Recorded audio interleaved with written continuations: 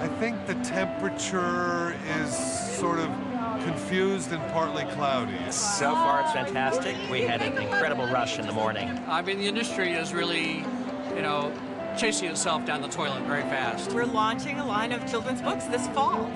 Our launch is today, in fact, so we're very excited. I think I'm sort of a cheerful pessimist. This little brown booth is happening. The traditional models that have driven people's thinking about the way books should be published are obviously not working, and they're being reinvented by both the authors and their readers. It's not a problem of what the publishing arm of publishers do. It's really a distribution problem. BEA 2009 is the sort of death march of the industry. It was alarming when a lot of the independent booksellers started to go out of business. I calculate something like 40,000 booksellers of the independent bookstores are no longer here that were here 20 years ago. I'm nostalgic about the BEA. And that has a quality of saying that it really perhaps meant more in the past than it does now, and I think in many ways that's true. I think parts of the BEA have outlived its usefulness.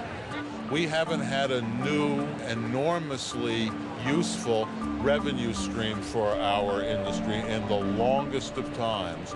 And if digital publishing, in all of its manifestations and platforms, can be that, then it's going to be wonderful for our authors, terrific for our booksellers. Tomorrow we're going to have printed books, ebooks, iPhone app, audio, large text, every possible format of this book that we can get done, and we're doing essentially publishing a book in 48 hours. And I walk around with a bookstore in my pocket. This is the espresso book machine. It's an automatic bookmaking machine. It's like an ATM for books. BEA 2009 is the first year that we're really acknowledging new media and its effect on the publishing community. There's a lot of confusion, and the confusion is being masked by these kind of, sort of unhealthy obsessions with things like ebooks. This is a time of enormous change, but really it's a time of opportunity. This is the first BEA tweet up that has ever happened, and it's blossomed from a 50-person LARP to something that we've got like 400, 500 people showing up to tonight. Twitter has opened up a world of bloggers to us that we never knew existed before. We threw it out on Twitter. Within 3 weeks, we had 45 people signed up and saying, and then I had a waiting list of people coming. And it was... Anybody who comes to the party with a new way of getting it out there gets my vote. Twittering is not going to save us. There are people streaming in the hallways right here, and they're not here to buy ice cream, and they're not here to be lined up for a movie, the latest movie at the multiplex. They're here because there are books here.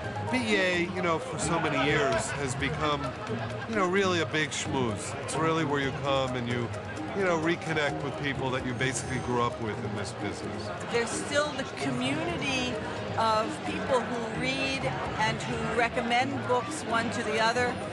That is the core of what we're all doing here.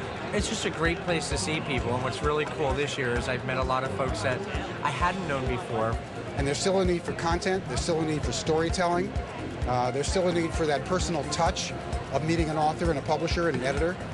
I still think it's in transition to something that it's going to become. I'm just happy to be part of it.